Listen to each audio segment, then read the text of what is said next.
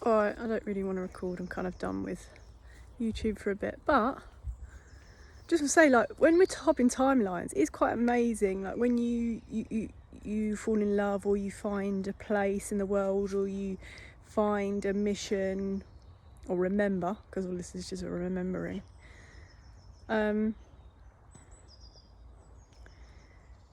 we've learned what we need to learn,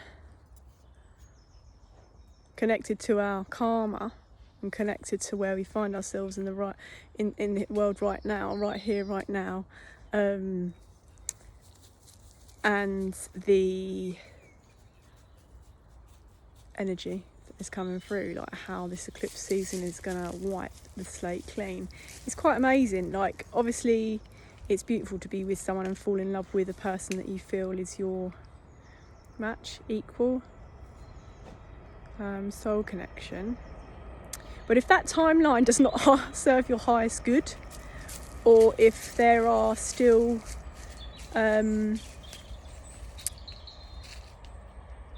if there's still a resistance to things that are hiding and lurking in the darkness that don't want to be transmuted in the light, into light, then it just gets boring and the patterns just end up like we get stale. And so I think a lot of us, again, not a purist, naughty things still might happen, but like the need for things, or what my eyes now see, or my body sensations of like being in our own loops, karmic loops. Karma is not negative or positive, it's just we sign up, especially if we believe we're of a certain mission in the world, we sign up with certain contracts that may or may not get put in our way to hinder the actual soul mission. I mean, I'm kind of moving through all of this because of recent developments like this. You know, I think when you're certain people around you go through new stages in their lives that affect you, friends, family, welcoming new members into the family, seeing friends get pregnant, seeing all this birth, this blossoming, this spring, this Easter bunny kind of season. There's no way that we can dwell on the past. There is no, it doesn't make sense. And so when the logical mind can actually finally, and this is not about not feeling our emotions or not feeling like love just, it doesn't disappear. We are love. We can decide to share it with other people or not, but we're not going to do it where it's just met with resistance and or some kind of funniness. I still have yet to like decipher the taste of what my love does to somebody that I would like to share it with, and then and then cough it back up again, as my canine friend here has sonically made an example. But it's just, everything changes. Like when everything changes, it's this weird thing. Obviously I've been through a selection of mystical, wonderful, dark weirdness, so none of it makes sense. But this point where I'm at now, everything has changed. Like everything has changed, and I didn't know how powerful this eclipse season would be. Lunar, solar, some move through the lunar easier than the solar, some move through the solar easier than the lunar, depending on sun signs and all that.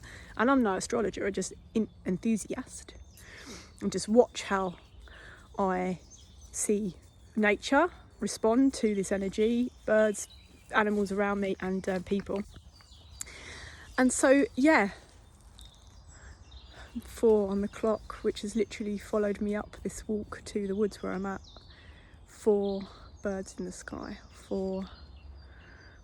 So a lot of stability coming for people, I think. Once you make a decision, once it's like a clear, clean cut decision with one timeline, we can hop to the next.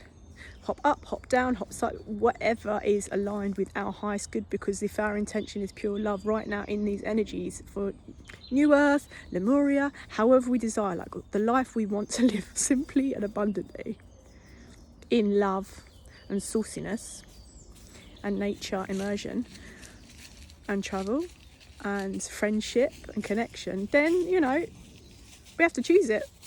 And so we can't choose anything that's not aligned with that. Otherwise, might as well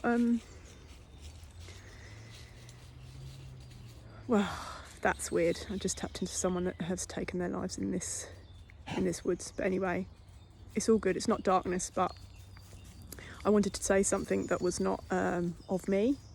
So without 515, without saying that, it's just, yeah, we might as well, well, we fall asleep on ourselves. We're not using our energy, and we've done a lot of work. A lot of us have done so much work that we're not mucking around anymore. Like, we're all meant to, like, obviously it's not meant to be as serious as everyone makes out of this whole thing, and foreboding events, even this, you know, eclipse and all of that, 8th of April, people being warned not to actually go out and look for it, especially, you know, and make sure you're on a heavy metal detox diet. Whether this is propaganda or not, like, we just have to go where we feel aligned with the messages that we're hearing from whoever, from wherever, and see how it sits in our mind, body and soul.